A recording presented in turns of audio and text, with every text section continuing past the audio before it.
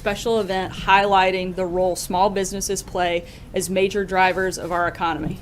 Around 58 million people are employed by small businesses around the country, accounting for nearly half of the United States employment. That's 58 million individuals whose families count on small businesses to keep food on the table, send their children to college, or save for the future. And that's why we have an entire agency led by an incredibly successful businesswoman dedicated specifically to promoting small businesses. During the last administration, small business found themselves under assault from a federal government that seemed determined to keep piling on regulations and compliance requirements until it became impossible to keep their doors open. Obamacare's mandate saddled many with health care costs they simply couldn't afford, and every year these business owners see new additions to the tax code that force them to spend additional time and money to file. The president is committed to ending these anti-growth policies and unleashing the American economy. We will continue to work with Congress to repeal Obamacare's oppressive mandates, and along with our partners in Congress, we will deliver bold tax reform that provides relief for middle-income individuals, a more competitive model for businesses, and a simplification for everyone. And we will continue the president's ambitious plans to eliminate unnecessary regulations which disproportionately affect small businesses. We look forward to hearing from the small businesses this afternoon about how the Trump administration can continue to be an advocate for them. And with that, we'll keep it short today, and I'll take your questions now. Alex. I wanted to ask about a comment Senator Lindsey Graham made this morning. He said it was wrong that there's no good military option regarding North Korea. He said there's a military option to destroy North Korea's program and North Korea itself. Would the White House be supportive of that option? I'm sorry? Would the White House be supportive of that option to destroy North Korea's program and North Korea itself? Somebody lost for those directions. Sorry, I just keep hearing somebody's phone talking or something. Yeah, the it's only very good distracting. military option against North Korea is to destroy North Korea's program and North Korea itself. Look, the president obviously has been very outspoken about how he feels about North Korea. We're weighing all options, keeping all options on the table. And as we've said many times before, we're not going to broadcast what we're going to do until that happens. I'm sorry? So destroying the country, like Lindsey Graham said, is an option. Look, that's not what I'm saying. Okay. What I'm saying, the president has been very outspoken about the need to stop North Korea. We've been very focused on stopping the nuclear program, stopping the missiles, stopping the aggression. That still continues to be the focus, and we're keeping those all options on the table in order to do that. According to the Washington Post, the president tried to change the narrative of what went down in John Jr.'s meeting with the Russian lawyer. Can you address that story and tell us, did the president really try to do that? Look, the statement that Don Jr. issued is true. There's no inaccuracy in the statement. The president weighed in as any father would based on the limited information that he had. This is all discussion, frankly, of no consequence. There was no follow-up. It was disclosed to the proper parties, which is how the New York Times found out about it to begin with. The Democrats want to continue to use this as a PR stunt and are doing everything they can to keep this story alive and in the papers every single day. The president, the American people, they voted America first, not Russia first, and that's the focus of our administration. John? Can you clarify the degree to which the president weighed in? He certainly didn't dictate, but like I said, he weighed in, offered suggestion like any father would do. Did he not know what the Stephen, that can I follow up on we'll follow up on that. Was he aware at the time that Don Jr. had a meeting that was based on the pretext that he would be promised information that was negative about Hillary Clinton when he suggested that the statement only say that the meeting was primarily about Russian adoption policy? Like I said, the statement that was issued was true and there were no inaccuracies in the statement. I think what the bigger question is, everybody wants to try to make this some story about misleading. The only thing I see misleading is a year's worth of stories that have been fueling a false narrative about this Russia collusion and based on a phony scandal based on anonymous sources. And I think that is, if we're going to talk about misleading, that's the only thing misleading I see in this entire process. You guys are focused based on a meeting that Don Jr. had no consequence when the Democrats actually colluded with a foreign government like Ukraine. The Democrat-linked firm Fusion GPS actually took money from the Russian government while it created the phony dossier that's been the basis for all of the Russia scandal fake news. And if you want to talk further about a relationship with Russia, look no further than the Clintons. As we've said time and time again, Bill Clinton was paid $500,000 to give a speech to a Russian bank and was personally thanked by Putin for it. Hillary Clinton allowed 1/5 of America's uranium to reserve to be sold to a Russian firm whose investors were Clinton Foundation donors, and the Clinton campaign chairman's brother lobbied against sanctions on Russia's largest bank and failed to report it. If you guys want to talk about having relations, which you seem obsessed with doing, look no further than there. If you want to talk about somebody who's actually been tough on Russia, look at President Trump. He wants more fracking, more coal, more energy, a stronger military, a stronger defense. Those things aren't good for Russia. I think the distinctions are very clear, and you guys want to create a narrative that just doesn't exist. Hey guys. Sign the Russia bill. Glenn, Sarah, why go should the ahead. president sign the Russia bill? Glenn, go ahead. Sorry. Sarah, sort of a follow-up on what you were talking about, our obsession with Russia and the responsibility laying with the Clintons. There's a report out today based on a lawsuit that was filed that says that Sean Spicer met with a campaign donor and a journalist from Fox News where they were pushing around this story that Seth Rich, this low-ranking DNC staffer who was murdered, was perhaps the one responsible for the WikiLeaks breach. Two questions. Sean put out a statement. He said it was just a brief meeting. He said the guy didn't know the president. The lawsuit alleges that the president knew about it and had an influence on the story. Did the president know about the story pre-publication, and did he have an influence on the way the story was written? The president had no knowledge of the story, and it's completely untrue that he or the White House involvement in the story.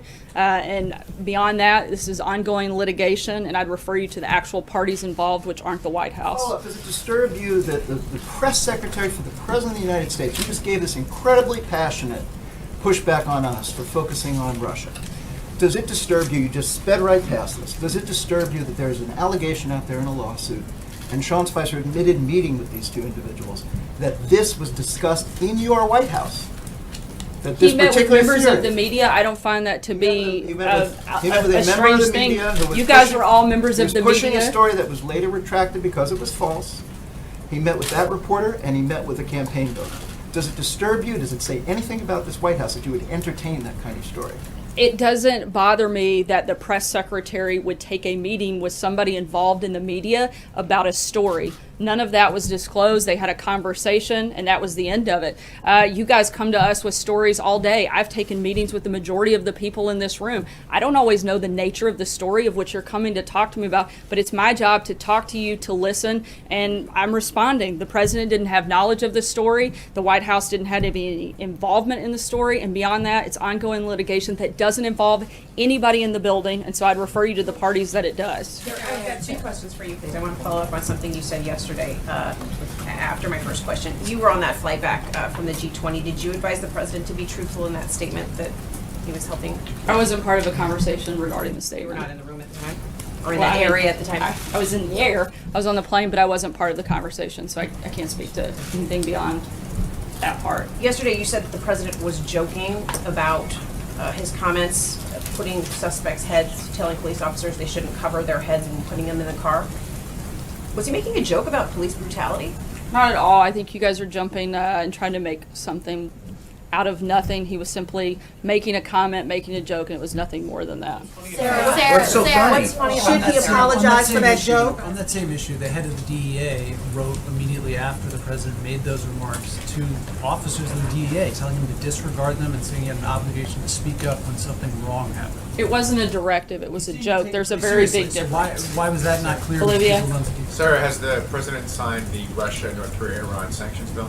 I'm sorry, has he signed it? Yes. He has not, but as we put out a statement earlier this week, he will, and we'll let you know when the details and final plan. on What's that the comment. delay? What's the delay here? You guys have had this since Friday. What's holding him back? It's always, there's nothing holding him back. There's a review process, a legal process. They're going through that, and he'll sign the bill, and we'll let you guys know. Margaret. Thanks, Sarah. I have two questions. The first is there's a really interesting story out just before the briefing began by Defense One talking about Air Force One, and it says that the U.S. Air Force has found an alternative to get the price down as President Trump wanted, and that was to buy a pair of Boeing 747 jetliners that were abandoned by a bankrupt Russian airline. Can you verify the accuracy of the story? Do you know if that's correct? I can at this time. It's something I'd have to check into and get back to you. Okay. And then I also wanted just sort of an update on the new Chief of Staff, General Kelly. Can you talk to us sort of in broad strokes about the calls and outreach that he's made so far, leadership in Congress, folks outside of Congress, any governors, and that sort of thing? Just can you talk to us broadly about the message that he's sending and the people that he's talking to both inside and outside of the administration? I know he's spoken to a number of members of Congress, as well as a large number of individuals within the staff. He's taking time to get to know everyone here in the building that he hasn't met previously through his other role, and working through setting up, new processes and kind of setting the tone, I think, for a White House that under his leadership will be very focused on the president's agenda. As we've been doing the last 6 months, we're going to continue on that track, and we're going to do that under General Kelly, and we're very excited to work alongside him in that process.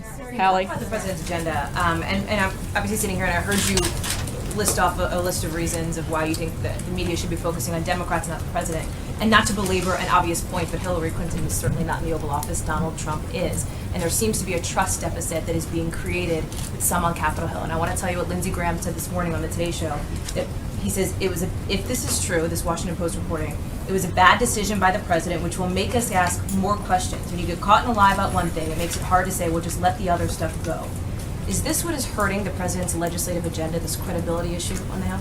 I think what's hurting the legislative agenda is Congress's inability to get things passed. Can you elaborate on that a little bit, Sarah? Because clearly there is a concern from some Republicans that the president is not always being as truthful as he could be. How does he plan to address that?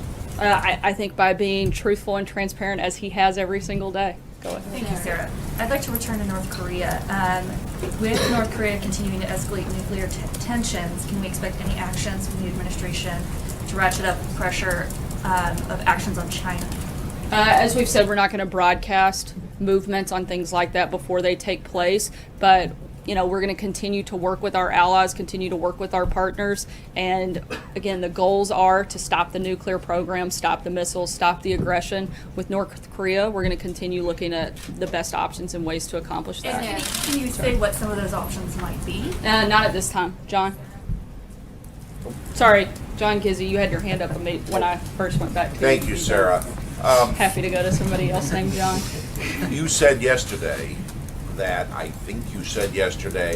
there would be no reshuffle in the cabinet, meaning General Sessions would not move over to the Homeland Security. Is that correct? Correct. And does that also mean that Secretary of State Chris Kobach, the Vice Chairman of the President's Commission on Electoral Integrity, would stay in his position and not be considered for Homeland Security? I'm not aware of any movements for him, but as always, when we have a personnel announcement, I'll be happy to share it with you. John Decker? Thanks. Since we're in the Johns, I'll say Thank you, Sarah. I was hoping just to follow up on North Korea, hoping you could clarify the administration's message that it has for North Korea. The other day, the president said, when asked about North Korea, we will take care of them, we will take care of everything. And a little bit ago, the Secretary of State Tillerson said that the U.S. is trying to convince North Korea that the U.S. is not your enemy. So which one is it? Is the president focused on North Korea as an adversary, or is Secretary Tillerson correct that the U.S. is trying to send this message that the U.S. is not North Korea's enemy? Look, like I just said a few minutes ago, the big priorities here, which we've laid out, I think this is the third or fourth time I've done it just today, is to stop the nuclear program, stop the missiles, stop the aggression. That's what we're focused on in regards to North Korea, and we're going to continue pushing on that, continue working with our allies and partners to accomplish that, and do what is necessary to achieve it. Are they an adversary? Does the President Look, I think in some ways they get to decide by the actions that they take. If they want to stop their nuclear program, stop the game, stop the missiles, stop the aggression, then I think we may be able to find ways to move forward. But those are the priorities of this administration. Dave. Sarah, thanks. Secretary Mnuchin had a meeting on the Hill this morning with Senate leaders about the debt ceiling. Apparently, according to reports, they didn't get anywhere. Obviously, this has the potential to affect the stock market rally that the president is so pleased with. I think the whole country's pleased Yes, with it. that's true. Do you have any reason to believe at this point that you're going to get the debt ceiling issue done by the end of September? Look, to ensure that we have robust economic growth and promote fiscal discipline, the Trump administration believes it's important to raise the debt ceiling as soon as possible. Over the past 2 decades, members of Congress and presidents from both parties have raised the debt ceiling 15 times, and we look forward to working with Congress to ensure the full faith and credit of the United States government. Sarah? April. Thank you. Since you said my name so politely. Thank you, Sarah. So. Somewhat sarcastic. Me being sarcastic? No, never. Go ahead, April. All right. Sarah, when it comes to this joke that the president said Friday, you have many organizations, to include police organizations, the NAACP, and the American Citizenship that is upset about this. Could there be an apology from the president, and what does he view as reasonable when he's not joking when it comes to use of force from police? I would have to ask on that specific question. But do you think that the president is remorseful for what he said because of the outcry from Friday? I think the president supports our law enforcement, and he supports the protection of the citizens of this country, and he wants to empower our law enforcement to be able to do their job. I don't think there's anything beyond that. Zeke? Thanks, Sarah. First, following up on Olivier's question, you mentioned that there's a legal review of this legislation, but the White House has already said that the president will sign it. So what is the nature of that review? If presumably there was some review before putting out that statement.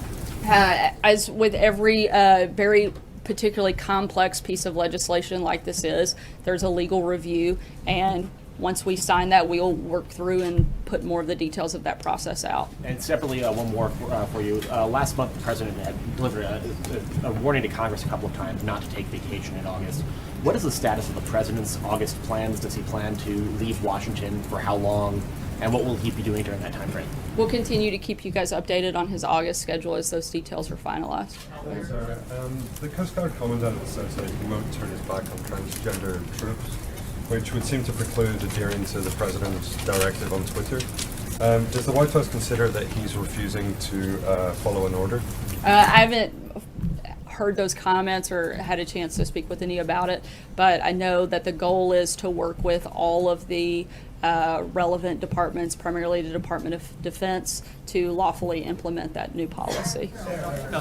Sarah, you just told April that you would have to ask the president if an apology would be appropriate. Are you saying you will ask him and get back to us? No, I said I would have to in order to answer that question. Well, could you please? I'll let you know if I do. Also, on General Kelly, you said yesterday that everybody's now reporting to the president through him. Is that an accurate characterization? Right, like I said, that General Kelly has full authority So does that in the mean White nobody House. can wander into the White House on their own? Is he going to post I don't think somebody anybody outside can the wander Oval into the Office? White House on their own Excuse me, without into the Secret Oval Service Office, into the stepping Oval in. Office? Can his daughter, can his son-in-law, can Steve Bannon wander into the Oval Office to I don't talk think to him anybody without? just wanders into the Oval Office. Look, this is the White House. He's the President of the United States of America, and there are processes But it's pretty and informal here normally, right? I mean, people talk to him. They don't wait to get approval to talk to him. Look, General Kelly is going to work with the entire team as he's been doing over the last couple days. He's done a great job of sitting down and talking to individuals about the needs that they have, the conversations, and putting a structure in place. There's nothing abnormal about that. Staff talk to the president without the approval of General Kelly.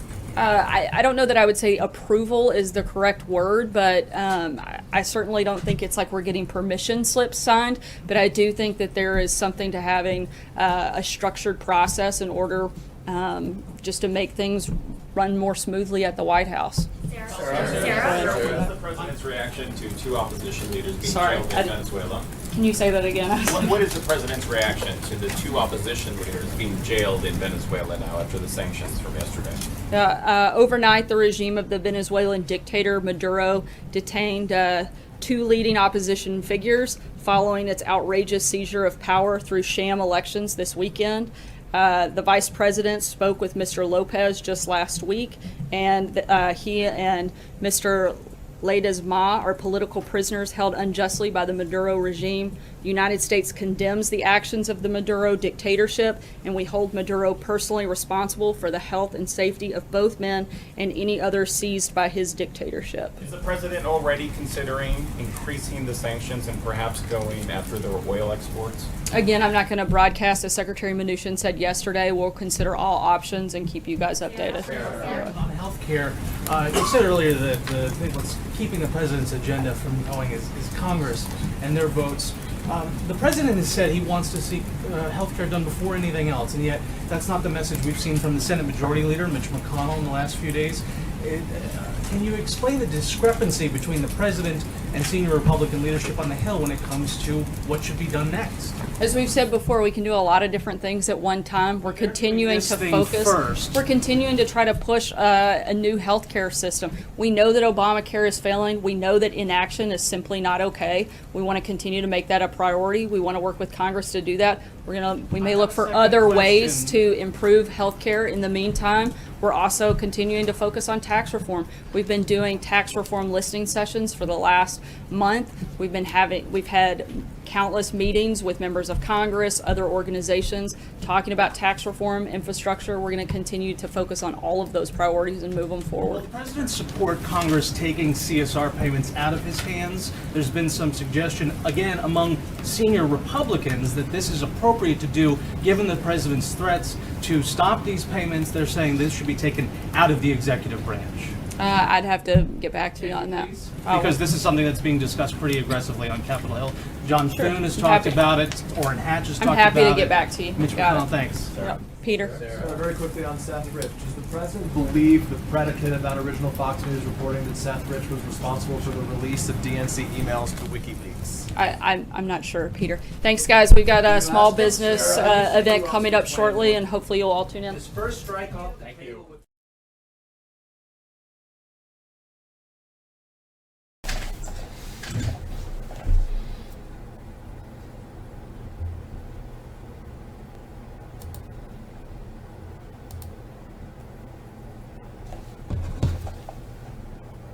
Oh, hello. It's Steve Lookner. I just, sorry, got a little bit confused there with me being on the air. This is the post show for the Right Side Broadcasting coverage of the Sarah Sanders press briefing. I'm Steve Lookner. We're going to talk about the briefing. Bunch of interesting things said during the briefing. I'd like to get your opinion on them. So if you have thoughts on any of the things said during the briefing, write to me on Twitter at Lookner, at Lookner. I will read your comments on the air. I wrote down some things that I thought were particularly interesting, so I will go over them. And by the way, real quick, we will be covering the presidential rally on Thursday from West Virginia. All-day coverage for you, all of the speeches, uncut, and hours of interviews beforehand and afterwards. So please join us on Thursday from West Virginia. And I'll be traveling there. Maggie Howell will be traveling there. And your donations allow us to do that, to pay our expenses to go and cover it. So if you'd like to help us out, you can go to rsbn.tv/donate, rsbn.tv/donate, or you can click the $sign at the bottom of the YouTube chat room. Click on the $sign, and that lets you donate as well. We got a donation that during the broadcast and during the press briefing, and I missed it and I can't find it now, but I'll go back later and I'll find it and I'll give a shout out for that. So in terms of what happened during the briefing, a couple things happened that I thought were most noteworthy. First of all, somebody asked about that story we talked about this morning, that story that all this media was reporting on, that there was this lawsuit that claimed that the White House directed Fox News in coming up with a false Seth Rich story. And as I explained before, that's not what the lawsuit was about. And it was a very, very minor part of the lawsuit. And the single accusation in the lawsuit that I've seen was made by a source that's very non-credible. But the media kept reporting about this anyway. And what Sarah Sanders said about that is she said categorically, her claim was President Trump did not know about this story and the White House did not interfere with it. So that's what she said about that. And then in terms of the Washington Post story from yesterday, the media has been all talking about, which is that President Trump was the one who came up with the initial Don Jr. statement about the meeting with the Russian lawyer. And that original statement said basically the meeting focused on adoption, and it didn't mention that the meeting and the subject of the meeting was the adoption stuff, and it didn't mention that Don Jr. had initially gotten that email saying there might be incriminating information about Hillary, and that led to the meeting being set up.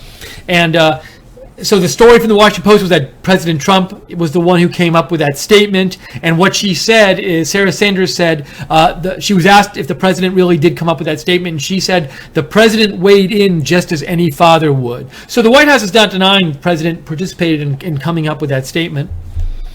And she also said the statement that Don Jr. issued is true. There is no inaccuracy in the statement. We talked about this in the pre-show. We talked about how, well, somebody might say the statement was misleading, but maybe accurate. So you can go back and look at the statement and decide for yourselves what you think about that. But we'd like to hear what you think about what happened during the briefing today. So write to me on Twitter @Lookner, @LOOKNER. Let me know what you think about the briefing. I'll read your comment on the air. We have Roxanne Harrington writes in, Steve, there's a new social network platform that comes out in 28 days called Infinity. I believe I think it'll have live capability. It can give Right Side another outlet to stream from. Just a heads up. Thank you, Roxanne. We will look into it when it comes out. Let's see here. Boo Grow writes in, Steve, Trump supporters are boycotting Amazon. Bezos also being investigated by FBI. I haven't heard either of these things. Feel free to send me more about that. A couple other things Sarah Sanders mentioned during the briefing. There were a number of questions today on the joke President Trump made over the weekend, I think it was. Was it Friday or Saturday? Where he was speaking to a bunch of police, and he said, hey, you know, when you put your arm over the criminals when they get in the police car, he was saying something like he thought it was silly that to protect their heads, he said it was silly that they did that if it's like convicted, if they were murderers and they were doing that. So I think the comment he made was something like, you know, if they're murderers, you don't have to put the arm over their head. Now, Sarah Sanders said he was joking about that, but there were a number of questions on, was he joking? Should he be remorseful? Basic line from Sarah Sanders was that he was joking on it. Let's see, what else? She said, Sarah Sanders, that they're going to be working on tax reform in the White House, and she said we're going to deliver bold tax reform for middle-income individuals. She also said the president is still intending to sign the Russian sanctions bill. She was asked a couple questions like, why hasn't he signed it yet? And she said, she said they go through a legal process in the White House of some sort, and he's going to sign it. They just have to go through that process.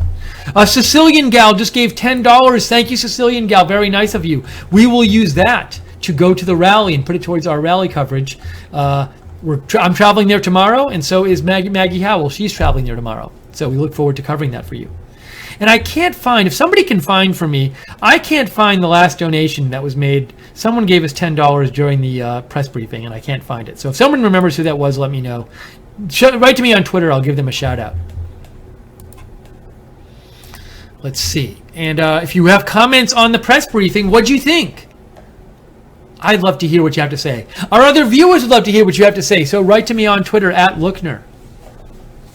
Gary Chunk says, notice they did not ask anything about IT Guy and Dems. So they did not ask about the Awan brothers. There was that one person who asked about it. Was it Friday, the Fox News person who asked about it? That's the only question about the Awan brothers story I can remember happening in the press briefings. Maybe there were others. I can't remember them. Let's see. Oh, I think Joe might have let me know who donated. Alan Reiser. That's right. Thank you, Joe. Alan Reiser, thank you for your $10 donation.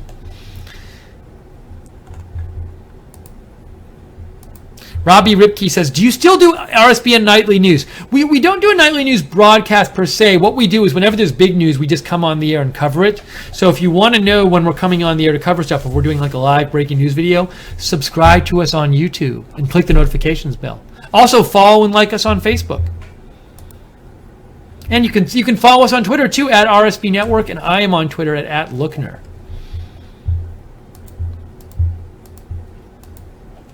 I'm interested in knowing, did you think it was confrontational in there today? Did you think it was okay? How'd you feel about the reporters today? What do you think? Let me know at Lookner on Twitter. Let me make sure I am caught up here on your messages. Okay, I think I'm caught up on my email. And on Twitter, I think I'm caught up there too. Roxanne Harrington says, I love how Sarah called them out on their Russia obsession. Yeah, that was actually very noteworthy. I forgot to mention that, Roxanne. Thank you. So if I can get the timeline right, there was some kind of question, I forget the detail, about Russia. And Sarah Sanders just basically said something like, I don't see collusion, but you should be investigating. Like, she talked about the possible Clinton collusion with the Russians, and she said that should be looked into.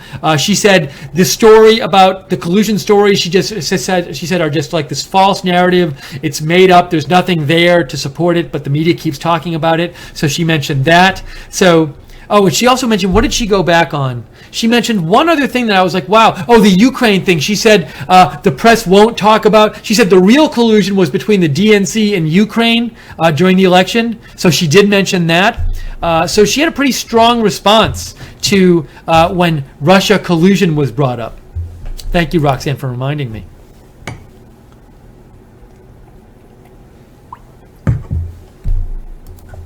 There's this guy I follow on Twitter, Yossi Gestetner, who's a very smart guy. And one thing he says a lot is he wishes that the Trump White House, he thinks they would be better off, say, like, for example, focusing on the Ukraine collusion with DNC story, because he says a lot of Americans don't know about that, and that's a strong point for them, and he wishes they would focus on that more. And it was interesting to see Sarah Sanders bring that up today during the press briefing. I wonder if they'll keep talking about it. Richard Powers says, why do they bother with the presser? It's the same old stuff. Obama didn't get this, so why Trump? Now, I don't really remember well enough. I feel like there were some press briefings when Josh Earnest, say, or whoever the Obama press secretary was getting some flack from the press. So, but maybe you think, Richard, this is even more than that. So, and I honestly don't remember. It's so long ago, and I wasn't watching them every single day then for a news company, so I don't. It's not a strong memory, but you think that, Richard, that it's the same old stuff and not very useful, so you think they shouldn't bother. Thanks, Richard, for writing in. Sarah Homan says, Sarah Sanders says a lot of stuff, but says not much. I love that. When she speaks, it says here, when she speaks that I know there are things coming down the pike. I think there might be like a typo here, like a missing word or something. Feel free, Sarah, to write that second sentence right back and clarify, because I think there's something you want to say there, but I can't be sure what it is. Stephanie Messenger says, I think Sarah really controls the room. She does not get tripped up like Spicer did. She definitely, Stephanie, I agree with you. It definitely doesn't seem like you have these like kind of confrontational outbursts that happen. Like with Sean Spicer, sometimes like things got a little uncomfortable in the room sometimes, and there'd be these like uncomfortable back and forth. And I feel like we haven't had that with Sarah Sanders. There are different reasons that might be, but I think there is a bit of a difference there. Now, some people might have liked Sean Spicer better. So, but you make a good point, Stephanie.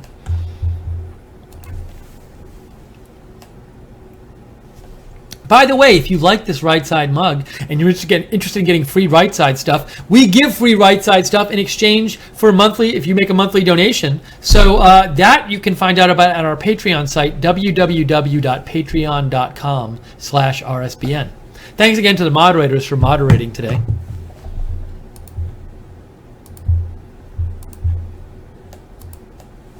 I'm just doing a quick peek to see if anybody's posting any feedback to the press briefing that is worth mentioning.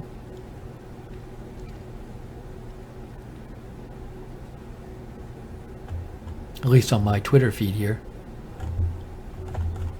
Okay, all caught up there. Oh, by the way, I forgot. I should also mention on another feed at Right Side Broadcasting, we are about to cover. There is a White House event going on, which Sarah Sanders, I believe, referred to at the end of the press briefing. It's President Trump participating in an event with small businesses. We are giving you live coverage of that, so you can open up that window in addition to this one. It hasn't started yet, but the feed has started. So you go to Right Side Broadcasting on YouTube, you'll see live President Trump participates in an event with small businesses, and you can watch him do that. we're going to be on the air until that happens. Joe, if you want to, let me know when that starts, and then I'll sign off from here.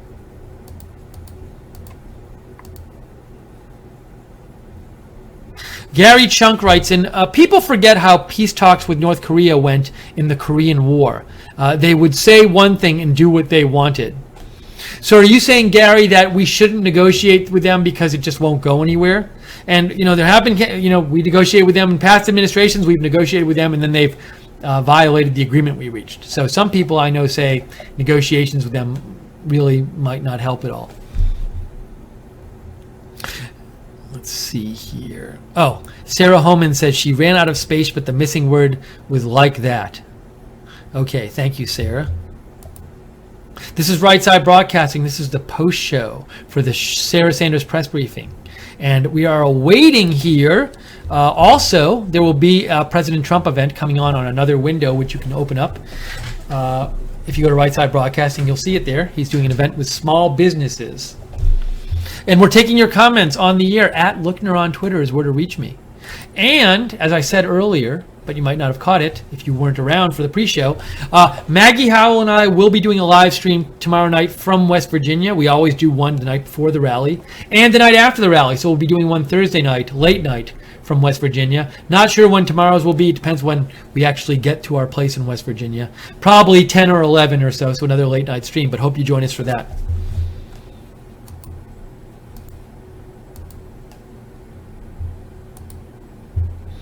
Proud American says, Sarah absolutely stumped the reporters today.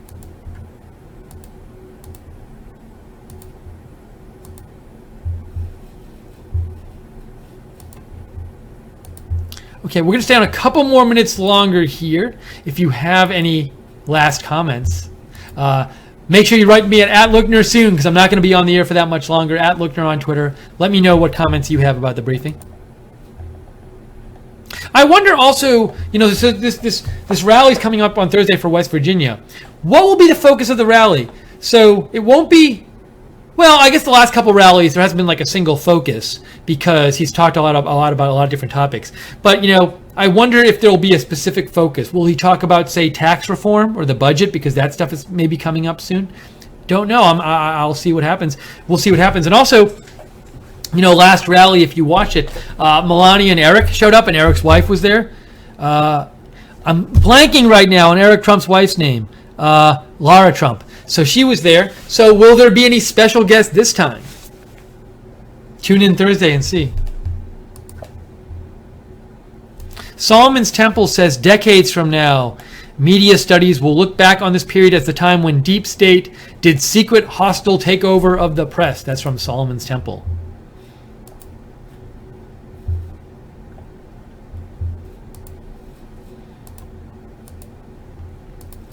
Okay, I think right now we are going to wrap this up because soon the president's event's going to start, and so we'll let you go over that stream if you want to watch it. Again, you can find that on Right Side Broadcasting on YouTube. President Trump participates in an event with small businesses. You can go over there and click on it. That should start any moment now. So I'm going to get off the air right now. I need to go pack because I'm going to West Virginia tomorrow. And thank you all for your donations during the broadcast. They help us travel there and cover the rally. If you'd like to donate, rsbn.tv/donate, rsbn.tv/donate. Subscribe to us on YouTube and hit the notifications bell. Like and follow us on Facebook. On Twitter, you can follow us at RSB Network. You can follow me at Lookner. I post a lot of breaking news stuff if you like that kind of thing. Thank you to Joe for producing today, in addition to being the CEO.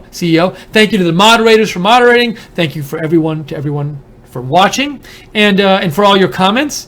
And if there's breaking news later today, we will definitely come back on and cover it. But for now, I am Steve Lookner, and from us here at Right Side, have a good day.